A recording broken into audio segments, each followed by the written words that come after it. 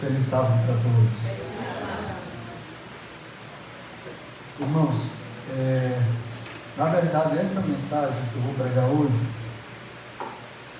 eu vou ver se eu consigo publicar no YouTube, para que as outras igrejas tenham acesso também, porque aquilo que é muito importante é o último sermão. Alguns eu não tive condições de visitar, de ter a despedida, mas esse sermão vou pedir aos anciãos que repassem para toda a igreja, né?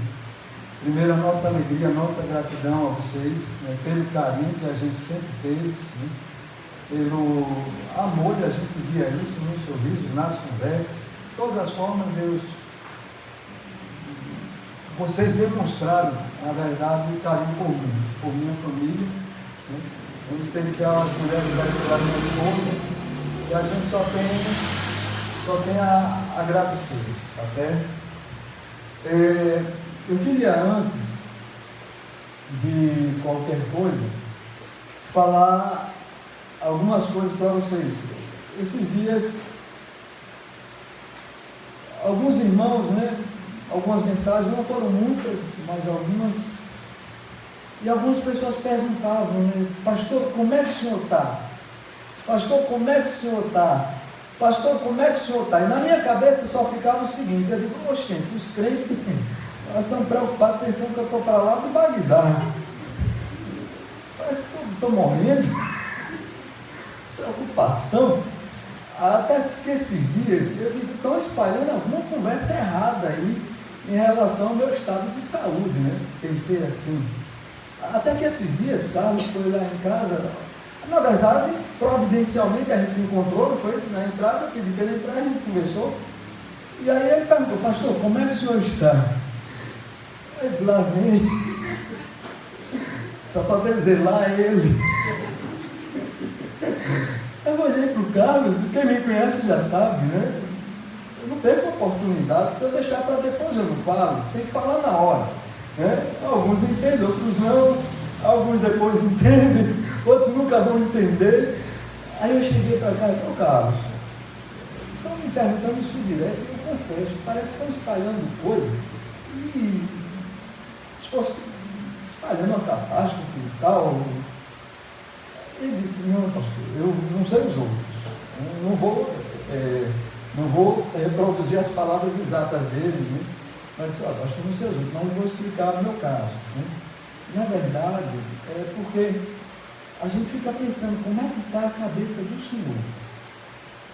31 anos, cuidando de igreja, pregando, dirigindo comissões, né, à frente da igreja, e de repente essa parada. Quando ele falou, eu digo, agora a ficha caiu. Eu já estava condenando os irmãos tudinho, sabe? Eu digo, os irmãos, meu Deus, o que é que está acontecendo, meu pai, comigo, que eu não sei. E aí eu disse, essa questão, porque uma parada dessa, né, pelo que eu entendi, vai ser humano e tal. E aí a gente fica pensando, né, o senhor não está acostumado a isso, né? Aí eu disse, Carlos, muito obrigado, foi muito bom, porque agora eu entendi, né, o que mais ou menos está passando pela cabeça da maioria, talvez, ou de uma boa parte dos irmãos. E antes de pregar, e já vou dizendo a vocês, não tenham pressa, é o último sermão no distrito e na igreja. No distrito ainda vai ter mais um sermonete. Eu estou com uma dívida com um irmão, que era para fazer um culto na casa dele, eu não fiz, então dia 30 eu vou pagar. Todo fim do ano, no fim de mês, ele faz um culto, e num desses que eu estava para ir, não fiz.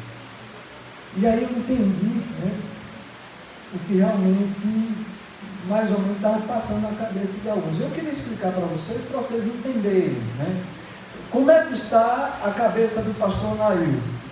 Tranquilão. Bem, no início foi difícil para mim, né? Eu não queria parar, e na verdade, quem me conhece sabe, alguns podem chamar teimoso, outros, os que são mais próximos, talvez vão dizer determinação. Pelo menos eu vejo determinação. Entendo que Deus me chamou e não quero largar o ministério. Eu quero ser pastor. Só que o que acontece, irmãos? A igreja se preocupou comigo. Ela tem cuidado de mim. E quando eu falo que eu sou, a expressão, botar aspas aí, teimoso, é no sentido que eu demorei, na verdade, entender isso aí. E ao mesmo tempo eu entendo que a igreja quer o meu bem. E eu digo, vou seguir o conselho da igreja. Semana passada, o irmão falou comigo para eu pregar aqui. Travessão tinha falado também. E eu não lembro se Bairro Novo também, eu não lembro. E eu disse, não vou. E a gente decidiu ficar em casa. Qual era a minha preocupação? Porque como a igreja está me dando esse tempo, eu entendo que a igreja quer que eu aproveite o tempo para descansar mesmo. São 31 anos de ministério. 31 anos lidando com o ser humano. 31 anos cuidando das ovelhas de Jesus. E aí chegou um momento que a igreja diz, olha, tem que parar para você ser ovelha um pouquinho. Um colega meu, que eu não posso identificar, ele chegou numa conversa de 1h03. Ele estava saindo para o trabalho, quando ligou para mim, eu mandei a mensagem pedindo algumas dicas para essa nova realidade de um ano, com a graça de Deus. E ele mandou, na hora que ele viu, ele ligou para mim. E foi escovando o dente, dizendo, vai falando aí, estou escovando o dente aqui, mas vai falando aí que eu estou ouvindo. E foi, pegou o carro, foi para o trabalho, e quando está chegando no local do trabalho, e a gente conversou 1h03. E ele disse, olha, aproveite esse tempo que a igreja está dando.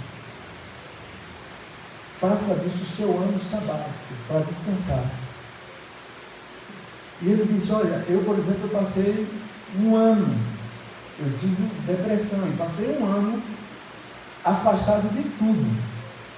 Eu só fiz 2 palestras nesse ano todinho, e é uma pessoa gabaritada, não posso entrar nos detalhes.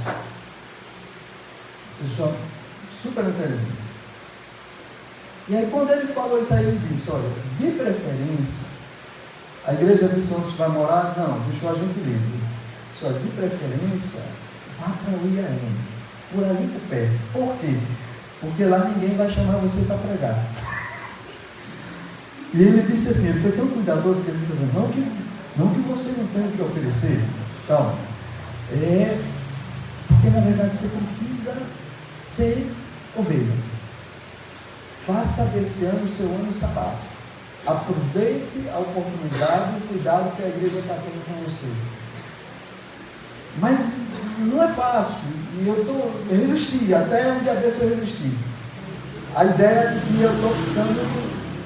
Alguém chegou e disse, está com problemas emocionais. Emocional, se for no sentido de cansado mental, eu estou. Se for no sentido de emoção, está desanimado, triste, isso aí eu não sei o que é isso.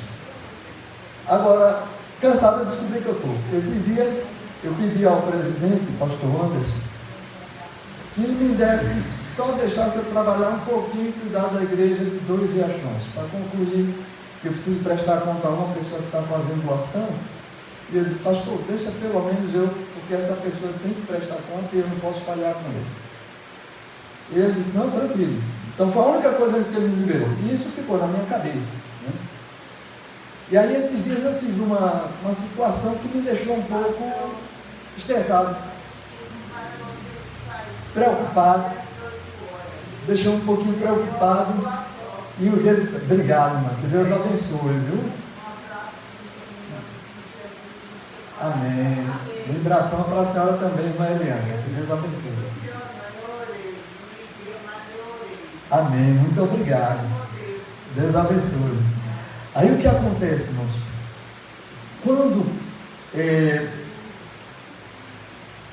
voltando aqui, né? Quando, aí ele falou para eu cuidar, aí, nessa situação que teve, gente, deu um negócio assim que eu parei, deitei na cama e esmureci. Aí quando foi ontem eu conversei com o presidente, pastor Anderson, e aí eu falei com ele, disse, pastor, eu queria que o senhor me dissesse até onde eu posso ir. Porque eu rejeitei o chamado para pregar, e tinha um outro, e eu queria a resposta dele. Eu disse, pastor, ele deixou bem claro na reunião que a gente teve, que Eu perguntei, pastor, o que é que a gente pode fazer? Não, você continua sendo pastor. Santa Ceia, batismo, casamento, se chamar, você é pastor, não perdeu nada, você não está sendo disciplinado, você está sendo licenciado para cuidar de você.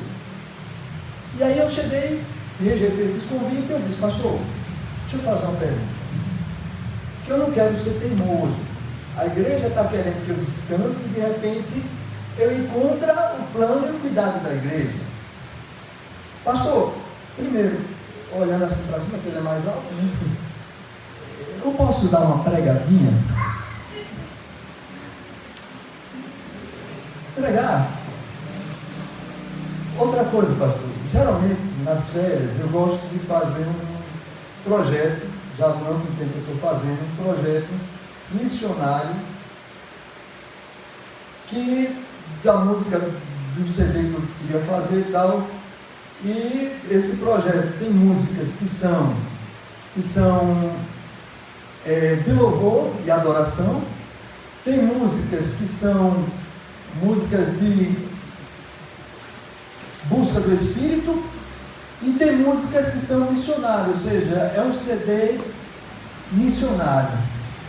E geralmente nas férias eu aproveito, vou com minha família e a gente visita as igrejas onde eu fui pastor e faz. Eu perguntei, pastor, eu posso fazer sem ter prejuízo? Ele disse, pode.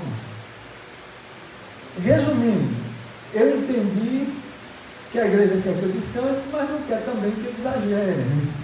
Agora eu já conversei, já combinei com a esposa. Depois das férias, terminou. Gente, eu só digo amém na igreja. Como a gente vai estar ali pertinho do IAM, né? Então a gente vai assistir os sermões lá. E quando tiver, por exemplo, na cidade dela, eu combinei com a turma que se eu puder fazer, vai ser só um projeto e nada mais. Esse projeto é um projeto de louvor, eu canto músicas, né, desse CD que eu ia gravar e faço uma mensagem apelando o povo para um trabalho missionário. Só para vocês ficarem por dentro. Né? E hoje eu gostaria de pregar uma mensagem e convidaria vocês a abrirem a Bíblia de vocês no livro de Apocalipse, capítulo 14, e os versos 6 e 7. Apocalipse 14, versos 6 e 7.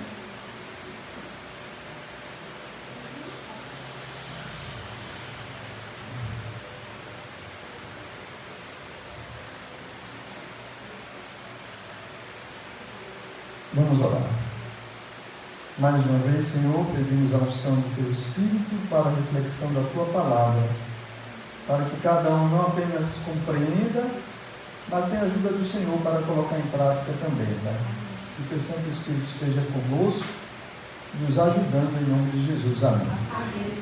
Apocalipse 14, versos 6 e 7 diz assim: Vi outro anjo voando pelo meio do céu, tendo o Evangelho eterno para pregar aos que se assentam sobre a terra, e a cada nação, e tribo, e língua, e povo, dizendo em grande voz: temei a Deus e dai-lhe glória, pois é chegada a hora do seu juízo, e adorai aquele que fez o céu, e a terra, e o mar, e as fontes das águas. Amém. Sabe como? Quando foi que eu tive a ideia de pregar esse sermão? Na verdade, sábado passado, a gente decidiu ficar em casa e fazer o culto em casa mesmo.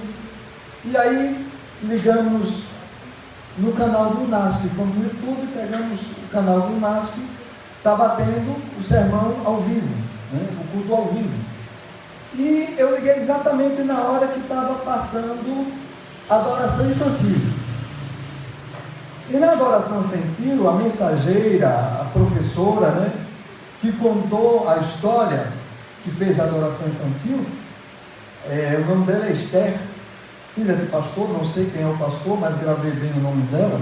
E aqui vem um detalhe importante: esse um mês que eu completei, dia 20 de novembro, completei um mês da licença, né? Dia 21 foi nosso aniversário ontem, antes de ontem, para a glória de Deus, né? E aí no dia 20, quando a gente completou um mês, Aí eu tenho percebido que desde a parada, a memória está ficando melhor. Eu estou lembrando mais fácil os nomes, e aí mais do que nunca para mim está sendo uma prova do novo fora, da necessidade e que a igreja está acertando, graças a Deus. E aí essa professora, ela começou a contar a história, e ela disse assim, olha, ela disse que o pai dela era pastor, e quando ele ia pregar, ela sempre chegava para ela e dizia assim: filha, se comporte, fique reverente, porque você está na casa de Deus. Depois eu vou botar o link para vocês assistirem também, quem sabe até a história com mais detalhes. E quando ela falava disso, né? Ela pensava exatamente, ela lembrava dos reis e rainhas. Ela lembrava a forma como os reis e rainhas eram tratados. E ela conta que ela lembrava também de uma história que aconteceu com ela. O que é que aconteceu? Quando ela era, possivelmente, para ele dar a entender, fazia o ensino fundamental, um dia ela estava na sala de aula e deu aquela vontade grande de espirrar. Aquela coisa de você tenta segurar, mas chegou um momento que ela não aguentou, aí... Quando ela deu o espirro, a professora olhou para ela e falou a seguinte frase: Esther, que falta de respeito. Queria ver se você estivesse na frente da rainha da Inglaterra, se você iria espirrar desse jeito. E ela continua a história na adoração infantil, dizendo que depois de um tempo ela descobriu que para estar em frente de rainhas e reis e autoridades, pessoas importantes, existem algumas regras. Uma delas, se essa pessoa importante não te estender a mão, você não deve estender. Outra, se essa pessoa importante chegar para você, em alguns momentos você pode mostrar reverência e respeito com ela, encurvando a cabeça. E aqui, irmãos, em relação a Deus, é preciso lembrar que Deus não é o rei terrestre, Ele é o rei do universo, e precisamos ter reverência para com Ele, na casa dele. Isso é adoração infantil. Ela está contando a adoração infantil aqui. Depois vocês vão ver o link. E aí ela dizia mais, talvez eu acrescentei alguma função aqui que ela não falou, mas pelo menos não ela disse. Ela disse: não foi diáconos, anciãos ou pastores que criaram essa regra de se ter reverência na casa de Deus. O sábio Salomão, inspirado por Deus, ele expressa as seguintes palavras, ele diz assim: guarda o teu pé quando entrares na casa de Deus. Eclesiastes capítulo 5, verso 1. E ela continua, né? Quando entramos na casa de Deus, devemos entrar com cuidado. No tempo de Jesus, pouco depois de ele ter sido reverenciado com aquelas aclamações hosanas ao filho de Davi, ele foi ao templo e viu pessoas comprando e vendendo. E aqui ela começou a trazer para os nossos dias, né? Correndo para lá e para cá, jogando no celular. Ele ficou muito chateado e disse: a minha casa será chamada casa de oração para todos os povos. E ela conclui dizendo as seguintes palavras: nós todos, crianças e adultos, devemos lembrar que nós estamos na presença do nosso Rei e andar com reverência, como diz os desbravadores. Quando viermos trazer oferta, vamos vir com reverência. Quando estivermos aqui sentados, você acompanha o culto em reverência. É claro que essa altura vocês já perceberam sobre o que eu vou falar. Vai ser um sermão inédito. Eu vou pregar sobre reverência. E talvez você está dizendo, pastor, o senhor vai pregar sobre reverência a primeira vez, é inédito. Nunca preguei sobre reverência nesse distrito, só falei sobre reverência. Pedi reverência, instruí a igreja, mas hoje eu decidi pregar. Depois que eu vi essa professora falando, quando ela falou de reverência, eu fiquei curioso. Sabe, eu decidi pregar sobre esse tema, porque eu creio ser importante. Como nós vimos Apocalipse capítulo 14, verso 7, a mensagem do primeiro anjo é: temei a Deus e dai-lhe glória, pois é chegada a hora do seu juízo.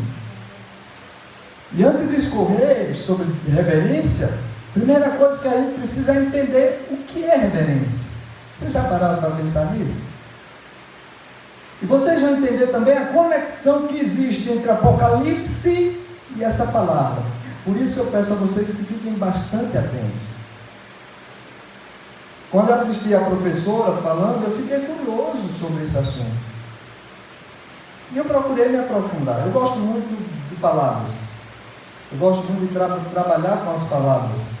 Uma das regras principais, dos pilares da reforma protestante, é exatamente a Bíblia é a única regra de fé e a sua própria intérprete. Ou seja, eu só vou entender a Bíblia com a própria Bíblia. E para entender a Bíblia, eu preciso entender as palavras que estão ali. Se eu não entender as palavras, eu não vou saber o que Deus quer para a minha vida. E aí eu fui procurar. Primeiro eu procurei no Google significado da palavra reverência. Eu coloquei assim: significado etimológico da palavra reverência. Veja o que é que diz. Reverência vem do latim reverentia, que significa respeito ou veneração. Ela deriva do verbo verere. Agora, gente, alerta. Que significa sentir medo ou respeitar. Sentir medo ou respeitar. É claro que é um temor respeitoso, especialmente no contexto religioso. Aí eu fui mais adiante, eu digo, eu quero ver quais são as palavras hebraicas e gregas, a língua original da Bíblia. Na Bíblia vocês vão ver no grego algumas palavras relacionadas à reverência. Primeiro seria eulabeia. Não precisa gravar isso, mas eulabeia significa temor piedoso ou cautela santa.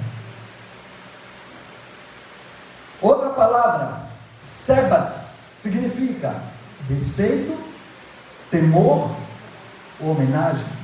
Tudo relacionado com reverência. A outra palavra que tem para reverência é prostinel, que significa prostrar-se, inclinar-se. E a última palavra, aidos, que significa modéstia ou vergonha. Na verdade, as duas primeiras falam da motivação, temor, temer. E na segunda palavra, nas duas últimas palavras, a gente vê a atitude de quem teme ao Senhor, de quem reverencia a Deus. Aí eu fui para o hebraico.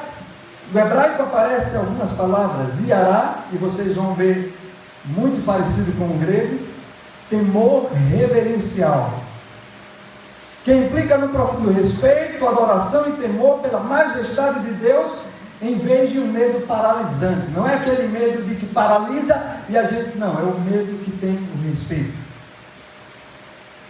Chachá, ou chacam, inclinar-se, prostrar-se. Aqui vai falar da atitude, enquanto o outro falou da motivação.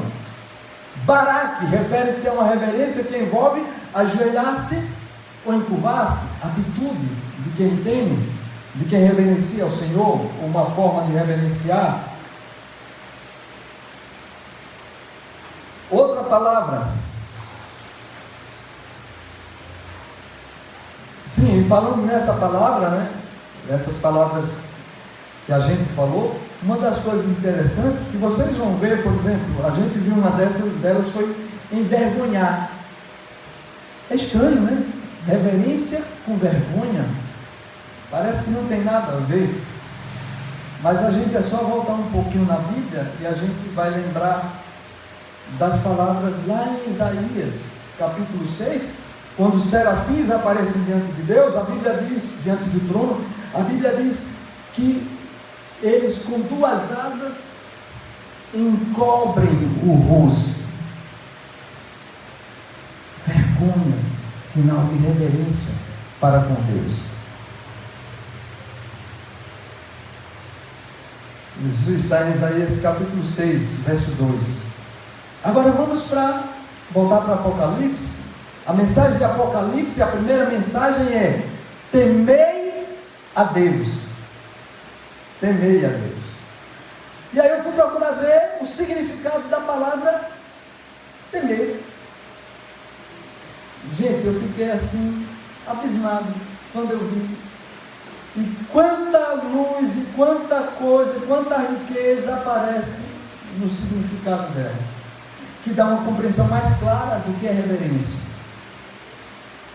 A palavra para temer, no grego, é phobeo. Phobeo.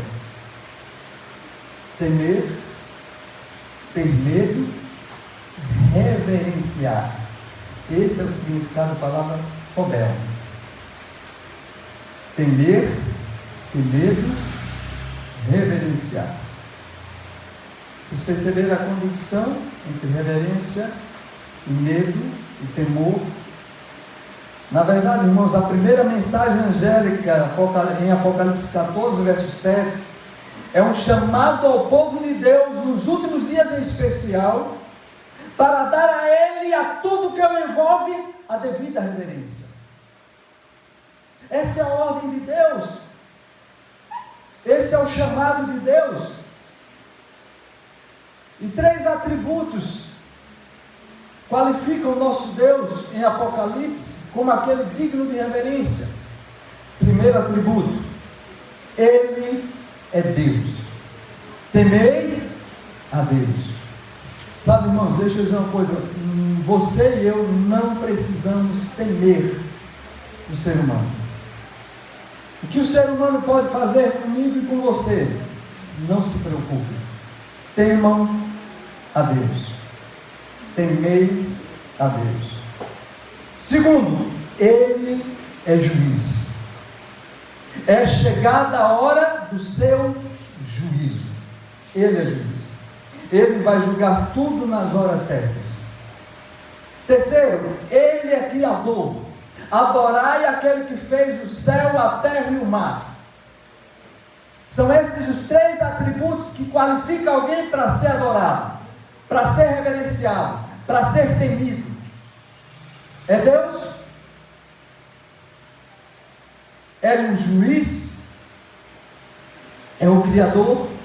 Se for, temer. Sabe, desses aspectos eu gostaria de destacar um em especial. Ele é juiz. E para compreender melhor, eu queria convidar vocês a abrirem a Bíblia de vocês em Daniel. Nós não vamos ler, é claro, todos os textos, mas nós vamos ler isso nos capítulos 1 até os 5 de Daniel. De um modo especial nós vamos falar dele, mas se você for olhar todos os capítulos de Daniel, falam exatamente essa realidade. Todos.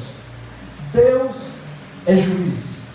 Na verdade, o livro de Daniel é um livro de juízo.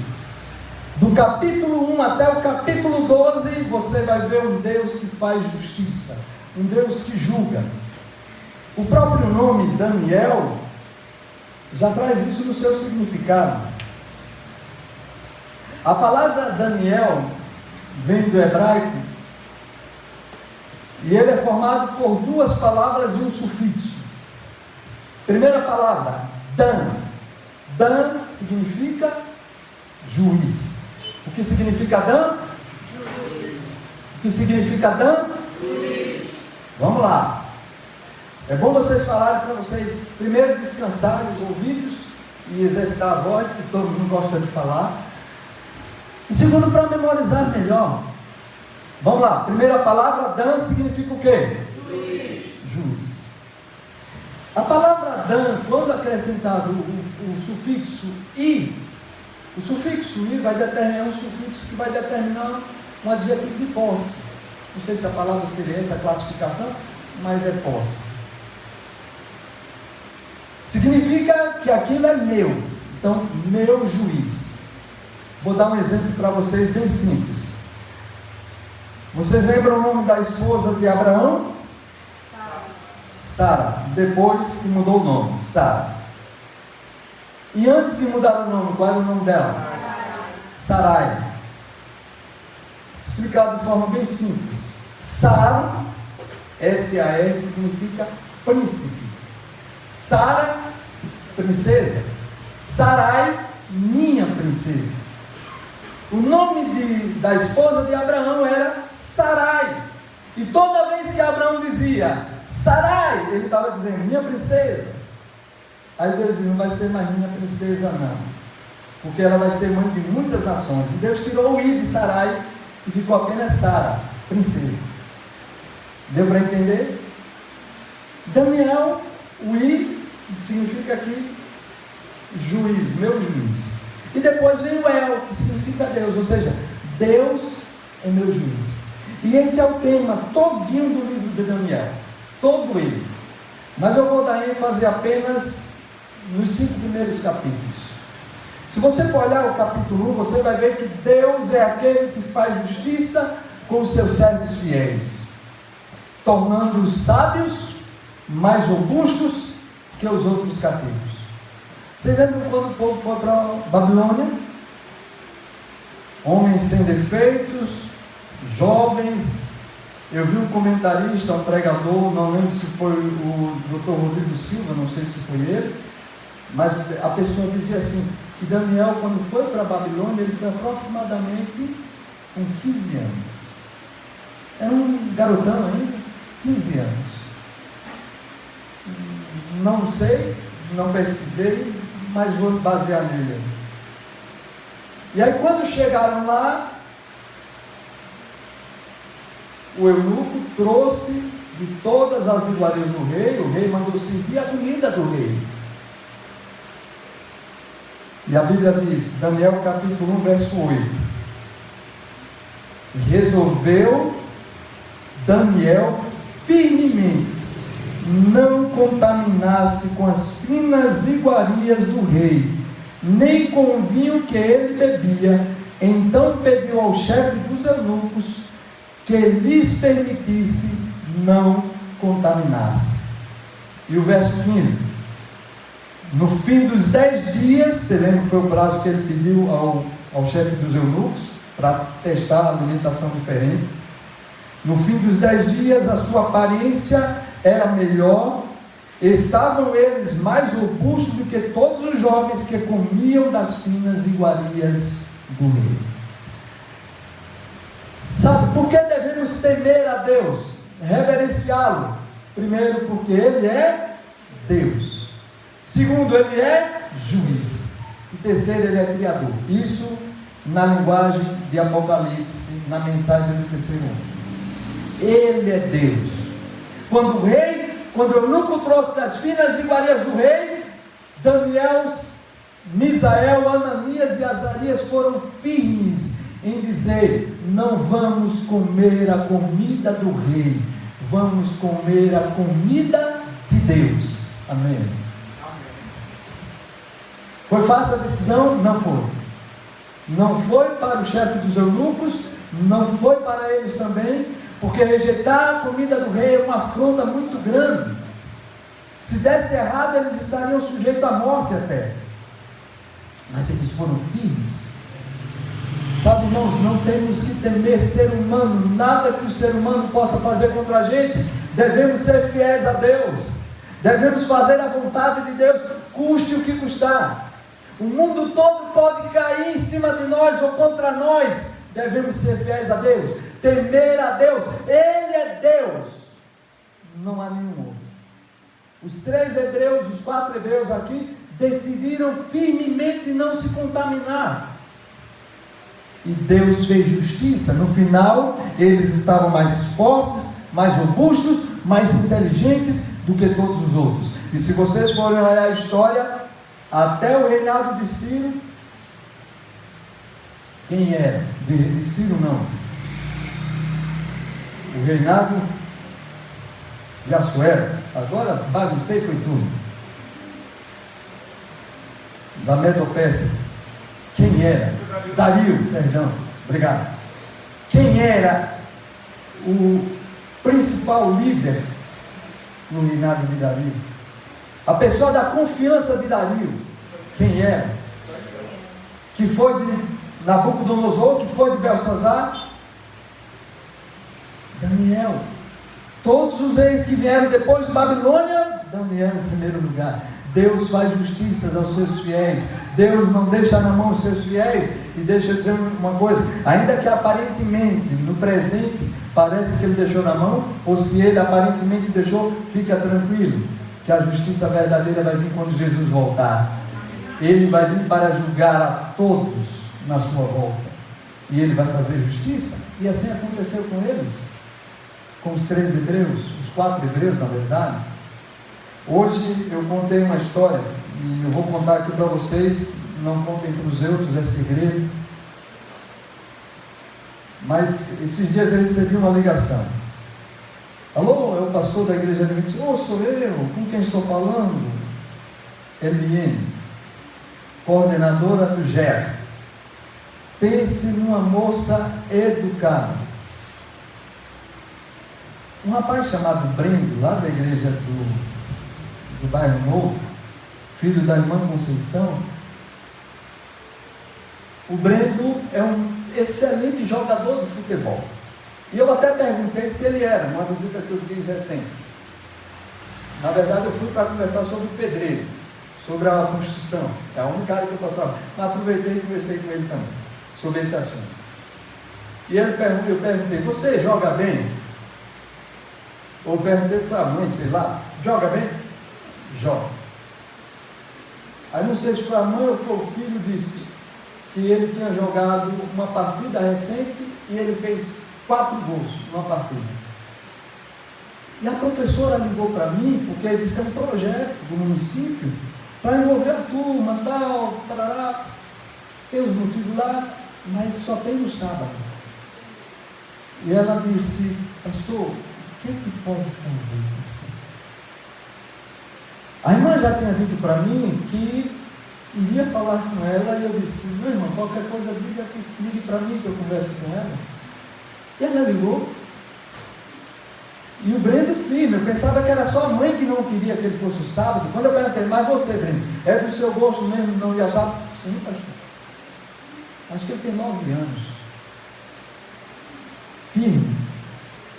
Aí quando ela ligou, ela começou, aí pastor, me explica, tem um jeitinho não, de poder liberar, tal e tal, vai ser bom para ele. Pastor, aí a mãe me disse ontem, nesses dias, acho que foi na quinta, sei lá, ela disse, pastor, inclusive, ela até falou para mim o seguinte, não, ele vai, joga, quando for 9 horas ele vai para a igreja. Brendo firme ali. Sabe qual é o resultado disso? Eu fui explicar para ela no sábado. Eu não queria entender. Eu disse, olha, eu quero explicar isso, mas eu gostaria que a senhora fizesse um estudo bíblico com alguém da igreja. A senhora conhece alguém? Para conhecer não só esse tema, mas outros. Esse pastor conhece basicamente toda a igreja lá. Conhece todo mundo. Ela citou alguns nomes de pessoas que ela conhecia e tal. Alguns estão aqui, outros têm, é professora, a gente trabalha na área da educação, aí conhecido, e muita gente da igreja. Aí eu disse, irmã, eu gostaria que a senhora conhecesse. E aí eu expliquei para ela, comecei a estudar, explicar sobre o sábado. Olha, primeiro, A origem do sábado, ela começou na criação. Deus criou o mundo em 6 dias. No 6º dia, Gênesis 1:31, Deus disse, a Bíblia diz, viu Deus tudo quanto tinha feito, e eis que era muito bom. E aí no Êxodo, Gênesis capítulo 2, verso 1 a 3, a Bíblia dizia, havendo Deus acabado no dia 7º a obra que tinha feito, descansou nesse dia de toda a obra que tinha feito, e abençoou Deus o dia do sábado e o santificou. Eu disse, olha, o objetivo do sábado é exatamente um marco na história da criação. Ele marca um Deus que criou. O objetivo é mostrar que foi Deus quem criou todas as coisas em 6 dias. Por isso Deus criou o sábado. E eu expliquei, eu disse, olha, a palavra Shabbat significa repouso, descanso, mas também pode significar terminar, acabar. Então quando Deus terminou tudo, aí o sábado apareceu como um sinal, uma lembrança do Deus Criador.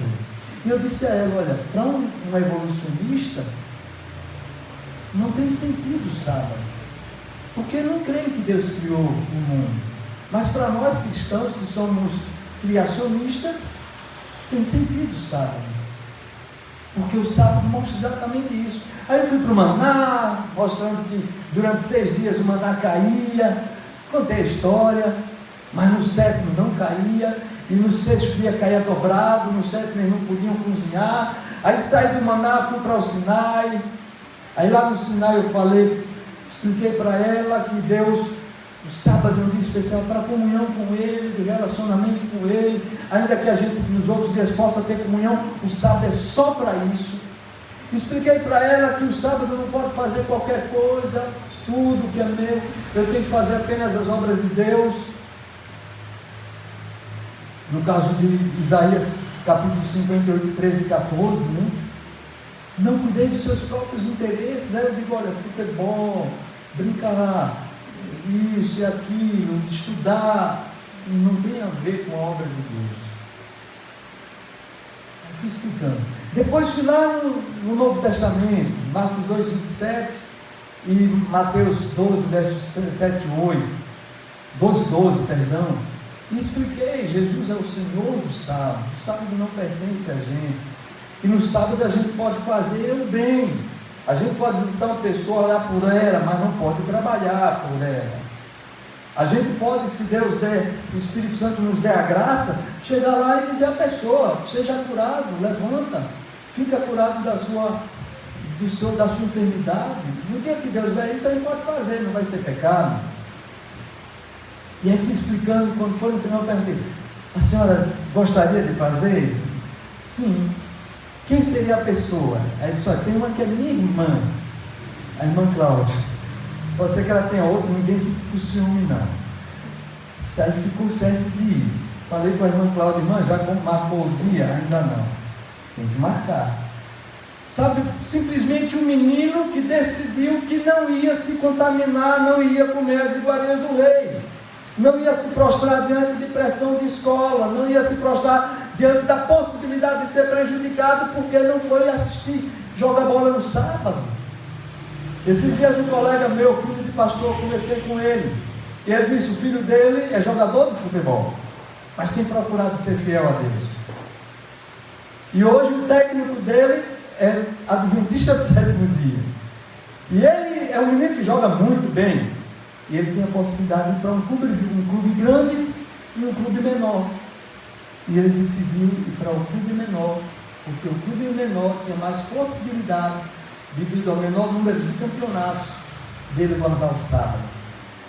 E eu perguntei, seria mais ou menos a proporção de ganhar 100 mil jogando num clube que transgride o sábado, ou 10 mil num clube que não transgride? Ele disse, mais ou menos isso. Sabe, jovens que decidiram não se contaminar com as iguarias do rei, temer a Deus, reverenciar a Deus, se prostrar diante de Deus, de mais ninguém. Essa é a mensagem de Apocalipse. Quando a gente vai para Daniel capítulo 2, Deus aparece como aquele que julga as nações e dá o reino a quem Ele quer.